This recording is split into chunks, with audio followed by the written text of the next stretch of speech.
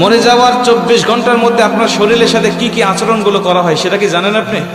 বর্তমান বিজ্ঞান বলছে একটা মানুষকে যখন দাফন করা হয়, এই দাফন করার 24 ঘন্টার মধ্যেই তার শরীরের মধ্যে পোকার উৎপত্তি হয় এবং এই পোকাগুলো নিজেরা তার শরীর খাইতে থাকে এবং অন্যান্য পোকাগুলোকে আমন্ত্রণ করতে থাকে গন্ধের দ্বারা, এবং এতটা শরীর থেকে গন্ধ বের হয় এবং এই পোকাগুলো তার অঙ্গের বিভিন্ন অঙ্গ প্রত্যঙ্গ দিয়ে বের হতে থাকে এবং অন্যান্য পোকাগুলোকে আমন্ত্রণ করতে থাকে। এবং এই লাশের বয়স যখন 3 দিন হয়ে যায় তখন তার নাকটা সর্বপ্রথম পচে একদম শেষ হয়ে যায়।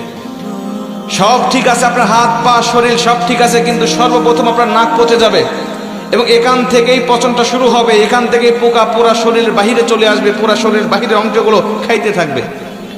আপনার লাশের বয়স যখন 6 দিন হয়ে যাবে তখন আপনার হাতের এবং পায়ের নখগুলো খসে খসে পড়তে থাকবে। আপনি শুয়ে আছেন কবরের মধ্যে, কিন্তু আপনার হাতের নখও নাই, পায়ের নখও নাই, খসে পড়ে গেছে।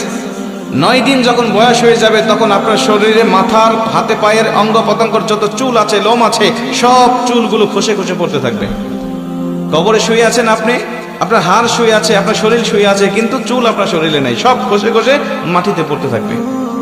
বিজ্ঞান বলছে যখন এই লাশটার বয়স 17 দিন হয়ে যায়, এই 17 দিন পর্যন্ত লাশটা শুধু ফুলতে থাকে, ফুলতে থাকে, পেটটা শুধু ফুলতে থাকে। এই ফুলার আকৃতি যে কত ভয়ঙ্কর, যদি কোনো মানুষ দেখতে পারতো তাহলে কবরের চিন্তায় সর্বসময় ব্যস্ত থাকতো। ফুলতে ফুলতে ফুলতে ফুলতে একেবারে যখন লাস্ট স্টেপে পৌঁছে যায় তখন তার শরীরটা বিকট আওয়াজের সাথে ব্রাস্ট হয়ে তার পেটটা ফেটে যায় এবং ভিতরে যত নাড়ি ভুঁড়ি আছে সবকিছুই পচা গলা নাড়ি ভুঁড়িগুলো বের হতে থাকে এবং এগুলো পোকারা খুব আমোদের সাথে, আনন্দের সাথে এগুলো খাইতে থাকে।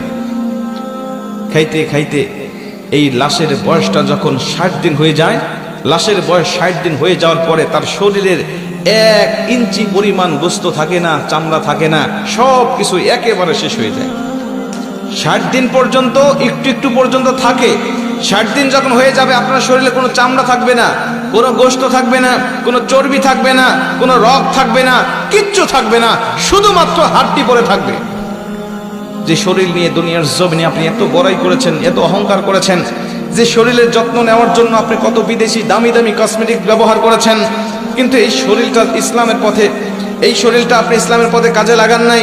এই শরীরটা আপনি কখনো আল্লাহ পাকের দেওয়া শরীর, আল্লাহ পাকের জন্য আপনি কখনো ব্যবহার করেন নাই। হারাম হালাল তাওয়াক্কা না করে সবসময় আপনি ব্যস্ত রেখেছেন। আপনার এই শরীরটা 60 দিনের মধ্যে শেষ হয়ে যাবে, আর অবশিষ্ট কিছুই থাকবে না।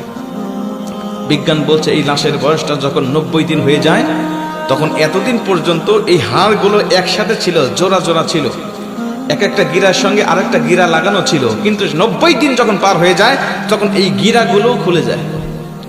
গিরাগুলো তার শরীরের সাথে আর থাকে না। এটা যে মানুষের কঙ্কাল, একটা মানুষ এই 90 দিনের আগে এটা দাঁড় করালে এটা হাড়গুলো ঠিক থাকতো, কিন্তু যখন 90 দিন বয়স হয়ে গিয়েছে প্রতিটা জয়েন্ট থেকে এই হাড়গুলো খুলে খুলে পড়তে থাকে। 3 মাসের মাথায় যখন সব খুলে যায়, 1 বছর হতে না হতে তার হাড্ডিগুলো মাটির সাথে মিশে যেতে থাকে। জোরে করে আল্লাহু আকবার। হাড্ডিগুলো মাটির সাথে মিশে যায়। প্রিয় ভাই, এই শরীর নিয়ে অহংকার করার কিছু আছে?